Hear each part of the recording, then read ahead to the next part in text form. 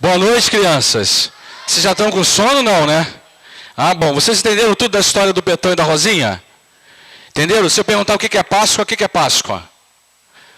Mais ou menos, não é isso? Viram uma parte da história, aprenderam uma parte dela. Mas eu quero relembrar umas coisinhas sobre a Páscoa e poder também celebrar a ceia do Senhor com a igreja essa noite. E a minha linguagem vai ser muito mais direcionada para os pequeninos, mas eu espero poder atingir também a vida dos adultos. Quem gosta de comer aqui, levanta a mão. Ih, que legal. O que você gosta de comer, Vitinho? Tudo? Giló? Também? Caramba, me dei mal. Gosta de comer abobrinha? Gosta? Ih, o Vitinho é ruim para mim. Quem mais gosta de comer aí? O que você gosta de comer, Rebeca? Tudo também? Então tá uma beleza aqui, né? Mais ou menos, né? Mais ou menos. Por que eu estou perguntando isso para vocês? Porque a Páscoa e a ceia é uma celebração, é uma refeição que faz a gente lembrar de verdades, de mensagens que Deus tem para dar para a gente. Deus achou por bem revelar para nós a sua palavra, o seu querer, o seu amor, a sua graça e a sua bondade, através de algumas refeições. A Páscoa não passa de uma refeição, em que o povo de Deus do passado comia determinadas coisas, tomava determinadas atitudes nessa refeição, para eles serem lembrados do que Deus estava fazendo por eles através daqueles símbolos da refeição. Então vamos começar primeiro vendo como é que a Páscoa era celebrada lá no Velho Testamento, lá no tempo de Moisés. Isso tem mais de 3.200 anos atrás. É muito tempo, gente? 3.200 anos é muito tempo? É muito tempo. Muito tempo. Mas a Bíblia conta para nós o que aconteceu nessa primeira celebração da Páscoa. E eu quero ler para vocês o texto de Êxodo 12, do verso 1 até o verso de número 13. Crianças, acompanhem comigo a leitura dessa passagem e prestem muita atenção no que essa história conta para nós. É dito assim: disse o Senhor a Moisés e Arão na terra do Egito: este mês vos será o principal dos meses, será o primeiro mês do ano. Falai a toda a congregação de Israel, dizendo: aos 10 deste mês, cada um tomará para si um cordeiro, segundo a casa dos pais, um cordeiro para cada família. Mas se a família for pequena, para um cordeiro, então convidará ele o seu vizinho mais próximo, conforme o número das almas, conforme o que cada um puder comer.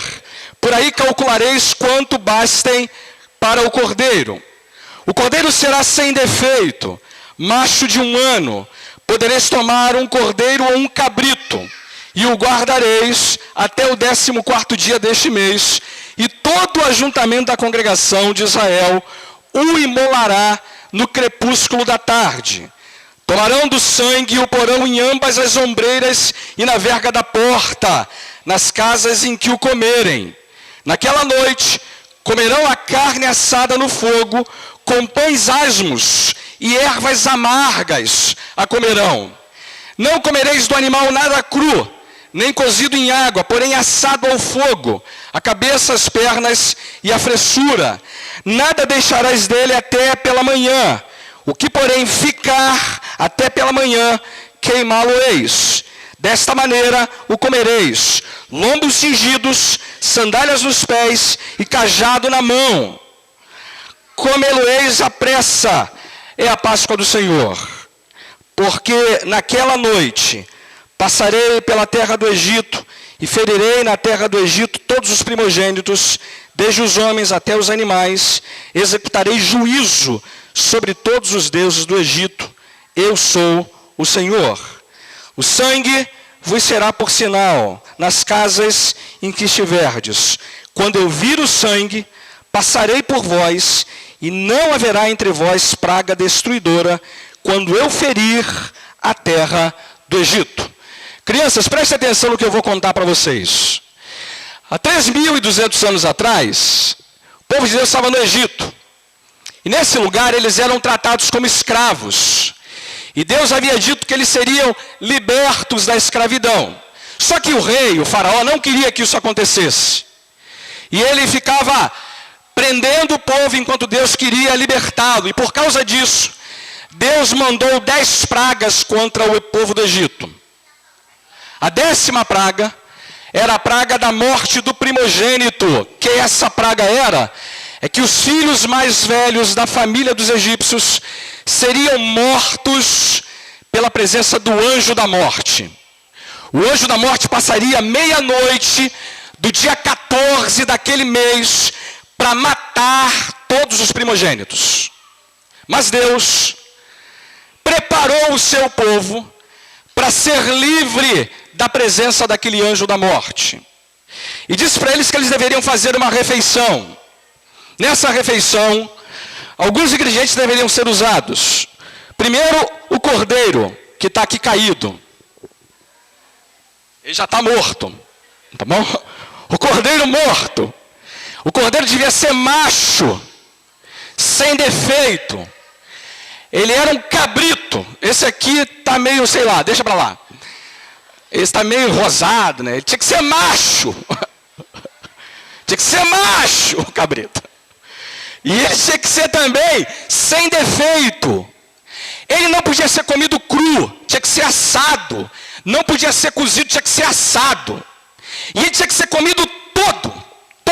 Se sobrasse alguma coisa, tinha que ser queimado no dia seguinte. Para que não sobrasse nada, as famílias que eram pequenas tinham que chamar seus vizinhos para poderem comer todo o cabrito junto, macho, naquela noite. O cabrito era acompanhado de alguns outros ingredientes. Pão sem fermento, como esse aqui. Por que sem fermento? Porque o povo não teve tempo de pegar fermento. Tinha que ser rápida a estratégia para essa refeição. E eles tinham que comer também ervas amargas. Alguém quer provar a erva amarga? Quer, Vitinho? Você come tudo. Rebeca come tudo. Erva amarga. Vai? Sem água. E eles tinham que comer isso também com o cajado na mão, a lança na mão e preparados, como quem tem pressa. Alguém que já comeu com pressa? Já, né? Senta na mesa, não é isso? Rápido. Tinha que ser rápido, tinha que estar preparado. E o que era mais importante? O sangue do animal que eles haviam sacrificado para comer naquela noite tinha que ser aspergido, colocado nos umbrais das portas e das janelas. Para que isso deveria ser feito? Para que quando o anjo da meia-noite, o anjo da morte, viesse, e ele passasse pela casa dos egípcios, não encontrasse o sangue, ele mataria o primogênito. Mas na casa daqueles que celebraram a Páscoa, em que o sangue havia sido aspergido na porta, o anjo passava pela porta, passava pela casa e não matava o primogênito daquela família. A palavra Páscoa exatamente significa isso. Passagem. Deus está poupando o seu filho, ou melhor, o seu povo, poupando a vida dos primogênitos do seu povo, a partir da celebração desse ritual que simbolizava a mensagem de Deus de preservação do seu povo. A Páscoa, portanto, no Velho Testamento, significava um rito em que o povo lembrava sempre que Deus havia naquela noite poupado, preservado, salvo o seu povo por causa do sangue do cabrito, do cordeiro macho que havia sido morto naquela noite. Nós não somos judeus. Não celebramos a Páscoa como judeus, porque não temos relação com essa história em termos históricos. E a Páscoa para nós não significa comer pão sem fermento, ervas amargas, nem tampouco matar um cabrito macho para comer nessa noite. Não é isso que fazemos aqui. Não é assim que celebramos a Páscoa, porque a Páscoa do Velho Testamento tinha ingredientes que apontavam para algo muito maior do que aquela própria noite dizia. E quem deu um novo significado para a Páscoa foi ninguém menos do que o próprio Senhor Jesus Cristo.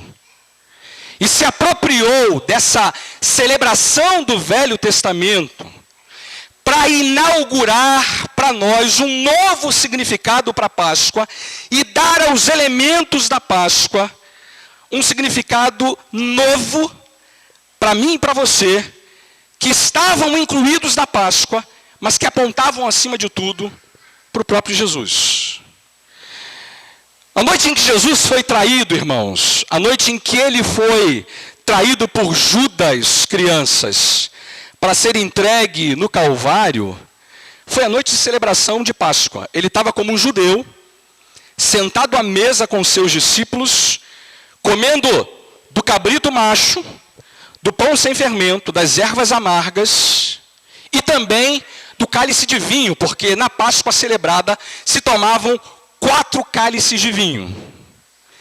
E ele aproveita esse momento para dizer que a Páscoa tem uma mensagem que é muito mais importante, que tem a ver com aquilo que ele veio fazer por nós.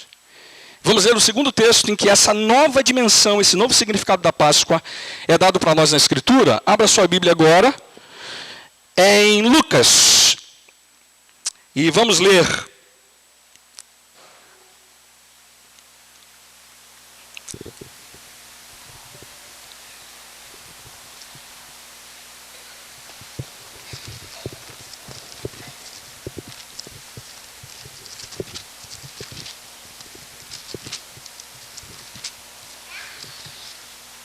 Lucas,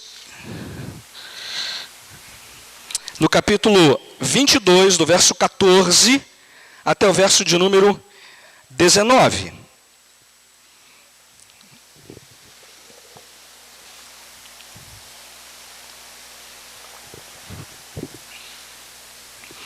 E é dito assim: chegada a hora, pôs-se Jesus à mesa, e com ele os apóstolos, e disse-lhes: tenho desejado ansiosamente comer convosco esta Páscoa, antes do meu sofrimento. Pois vos digo que nunca mais a comerei, até que ela se cumpra no reino de Deus. E tomando um cálice, havendo dado graças, disse: recebei e reparti entre vós. Pois vos digo que de agora em diante não mais beberei do fruto da videira, até que venha o reino de Deus. E tomando um pão, e tendo dado graças, o partiu e lhes deu, dizendo: isto é o meu corpo oferecido por vós, fazei isto em memória de mim.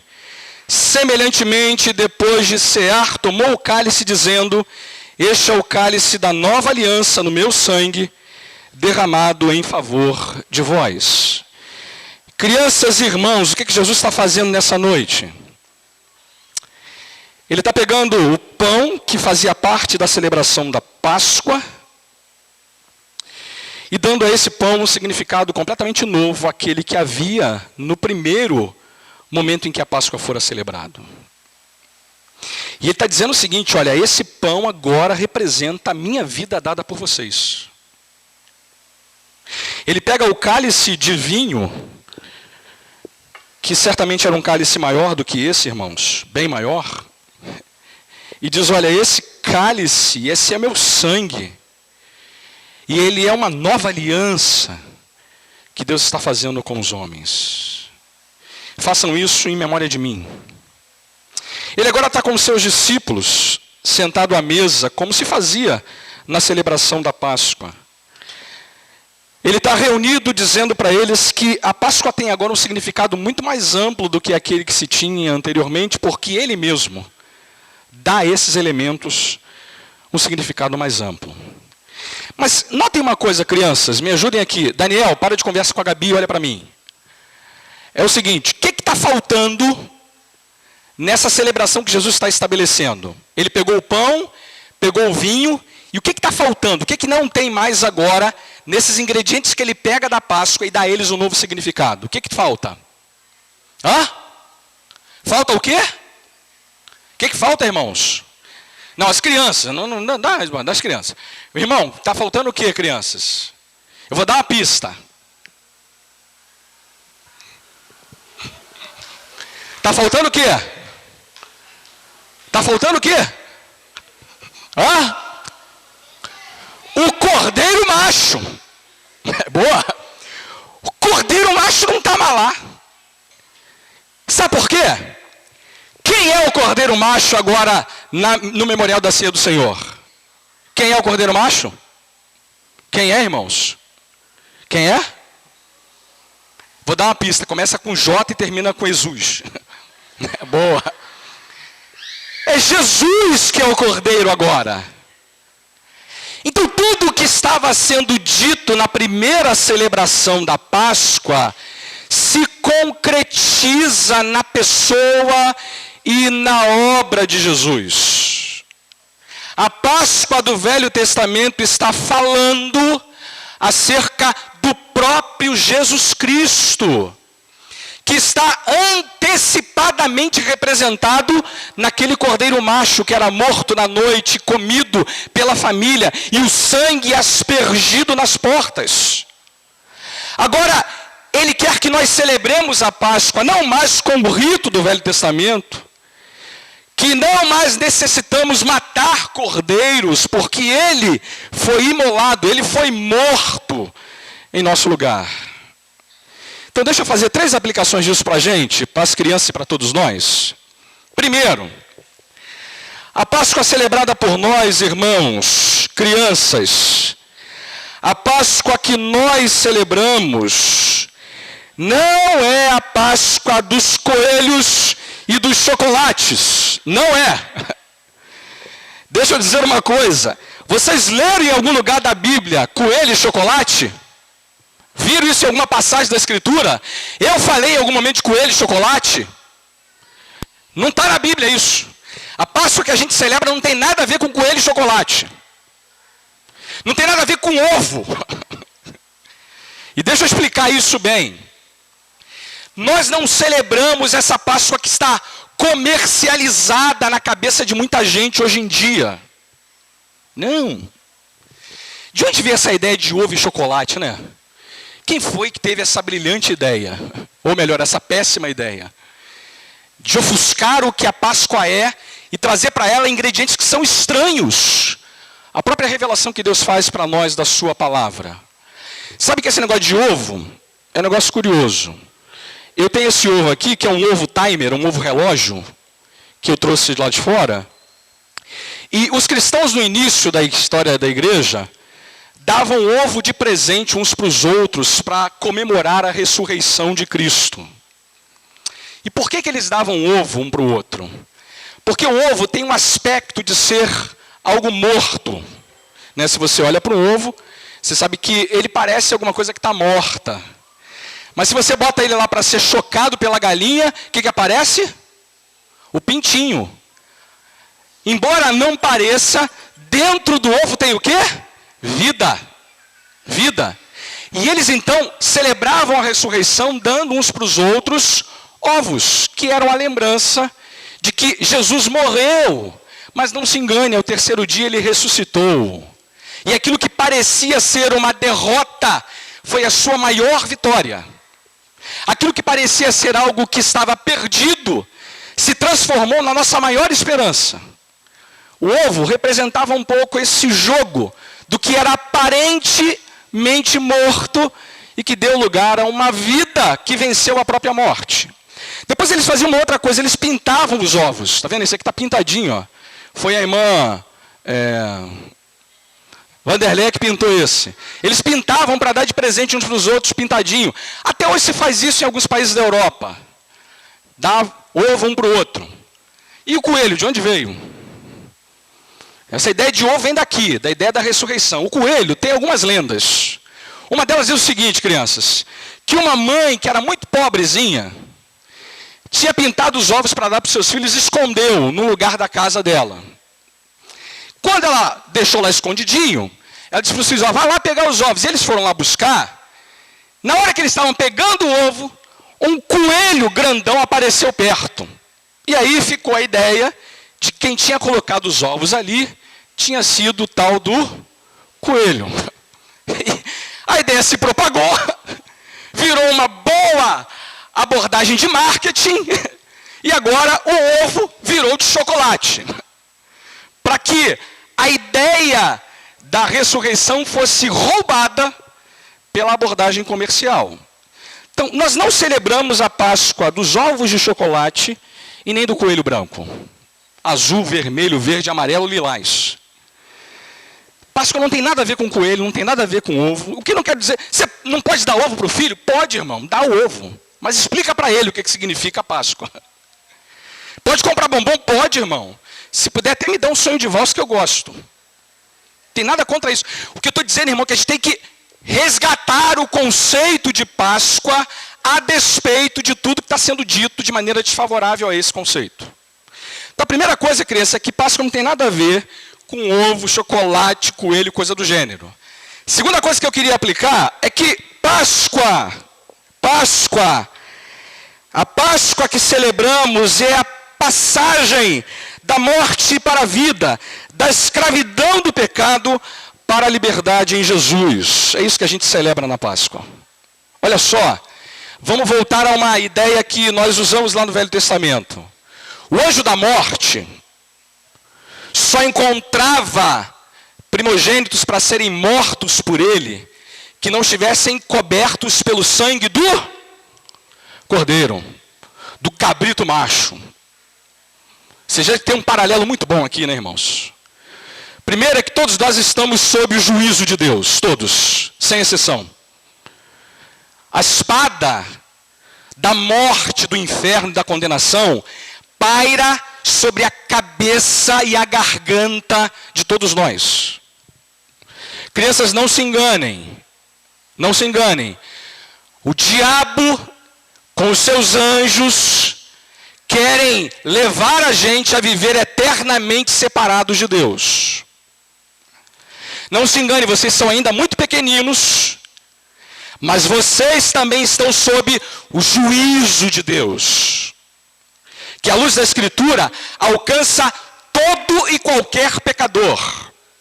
E não tem essa história de que o meu pecadinho me torna menos culpado. Para a Bíblia, todos nós pecamos e todos nós estamos destituídos da glória dele.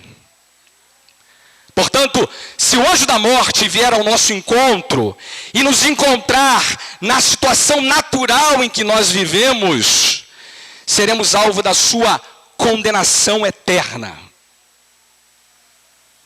O que os homens não entenderam ainda até hoje, irmãos, é que o relógio está correndo contra nós.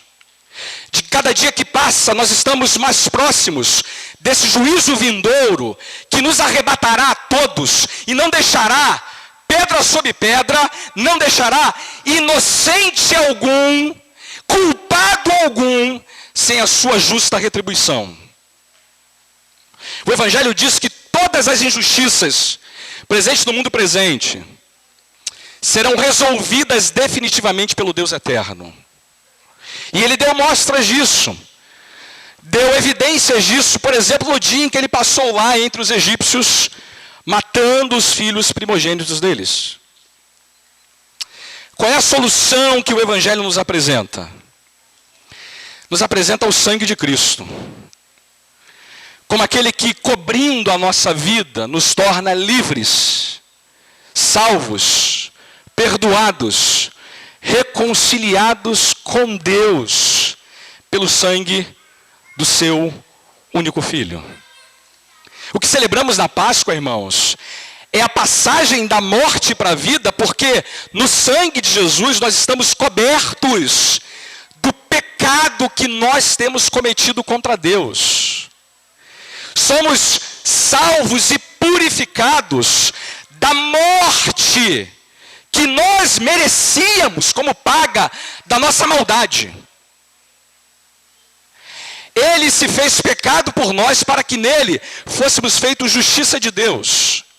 Deus amou o mundo de tal maneira para que todo aquele que nele crê não pereça, mas tenha a vida eterna. Olha o que isso está dizendo para a gente. Que Jesus é o Cordeiro Pascal. É no sangue dele que eu e você estamos passando da condenação, do juízo para a vida, da morte para a vida, da perdição para a salvação, do estado de rebelião para o estado de reconciliação com Deus. E ele está dizendo, olha, o meu corpo está sendo dado por vocês. O meu sangue está sendo derramado por vocês. É essa nova aliança que eu faço, porque eu cumpri a morte que vocês deveriam ter recebido como paga do pecado de vocês. O que a gente celebra na Páscoa? A oferta de Cristo em nosso lugar. Mas não só isso, a terceira coisa, crianças e irmãos, é que a Páscoa que celebramos é também a vitória. A vitória do Cristo que morreu e ressuscitou para nos dar uma vida igualmente vitoriosa. Eu termino com isso. Olha, não se engane.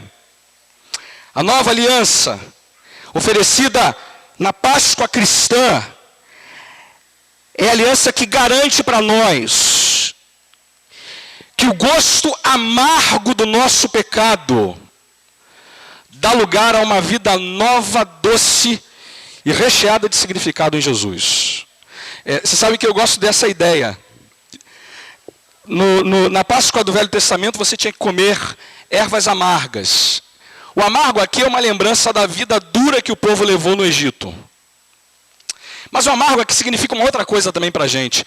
Significa o amargo do pecado em nós. É verdade que o pecado pode até ser doce no primeiro momento, depois ele é amargo, irmão. Amargo. E você sabe que a vida sem Cristo é sempre amarga. Sempre. Ela até pode parecer, num primeiro momento, doce. Mas no fundo, ela é sempre amarga. E o que Cristo está fazendo no Calvário, irmãos, é vencendo toda a amargura que o nosso pecado produziu em Deus, e contra nós mesmos. E agora o que ele oferece é uma vida doce, uma vida livre, uma vida repleta de paz e significado, uma vida que vale a pena ser vivida. Crianças, quem gosta de comer chocolate amargo? Quase que alguém disse assim, né? Não existe chocolate amargo. Só existe chocolate o quê? Oh, é verdade. Mas tem uma coisa que é mais doce que chocolate doce. Sabe o que é? O pão e o vinho oferecido por Jesus. Porque o que Jesus oferece não é apenas pão e vinho para nós, irmãos. Ele oferece a vida dele para a gente. É a minha vida que eu estou dando para vocês, para que vocês sejam tão vitoriosos quanto eu fui. E veja, uma coisa curiosa, irmãos. O símbolo da fé cristã não é o sepulcro vazio. O símbolo da fé cristã é a cruz do Calvário. A gente tem a ideia de que Jesus está perdendo na cruz para ganhar 3 dias depois. Mentira. Jesus faz que nem o Botafogo, ganha no início ao fim. Pega o Madureira e dá de 5-1. Não é isso?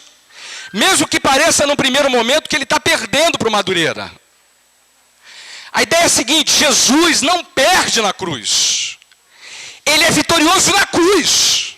Porque na cruz a morte morreu. Na cruz o diabo com os seus anjos foram todos eles humilhados por Jesus. E a ressurreição é a proclamação pública de que ele é vencedor. De que ele pode afirmar: eu sou a ressurreição e a vida. Quem crê em mim, ainda que morra, viverá eternamente. Quem vive e crê em mim, jamais morrerá. Eu sou esse que posso dar a você uma vida inteiramente nova, sem nenhuma amargura, sem nenhuma gosto amargo do pecado, porque eu venci, para que aqueles que creem em mim vençam também.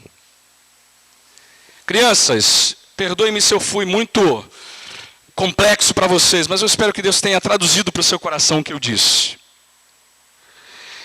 Páscoa é entender o que Jesus andou fazendo por nós no passado. E entender que implicações isso tem para nós agora, no presente. E eu espero, amado, que você receba das mãos dele os elementos da ceia dessa noite. O pão e o vinho. E ao comer deles, você traga à sua memória que ele vive. Que ele vive. E ele vive para que eu e você tenhamos também vida nele. Para que eu e você sejamos reconciliados com Deus. Para que agora o juízo divino não alcance mais as nossas vidas. Pelo sangue dele que nos purifica de todo o nosso pecado. Feche seus olhos. Vamos falar com o Senhor. Louvado seja o teu nome, Senhor. Porque podemos de maneira tão singela e simbólica essa noite trazer à nossa memória, ao nosso coração, essas verdades tão simples, mas tão poderosas, acerca do teu Filho Jesus, acerca da morte dele e acerca do significado dela para a nossa vida. Que o teu Santo Espírito chame, pelo poder que ele tem, aqueles que ainda estão perdidos, descobertos, desprotegidos do sangue do teu Filho Jesus. Mas que tu também renove em nosso coração essa esperança eterna, inconfundível, que jamais pode ser roubada de nós, de que pela fé que temos em Jesus e pelo perdão que ele nos outorga, somos mais do que vencedores por meio daquele que nos amou. Queremos comer do pão, beber do cálice e alimentar em nossa alma e nosso coração essa certeza inabalável que temos por causa da Páscoa e do Cordeiro Pascal, que é o Senhor Jesus.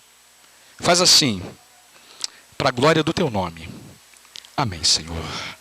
Quero convidar os diáconos para se colocar.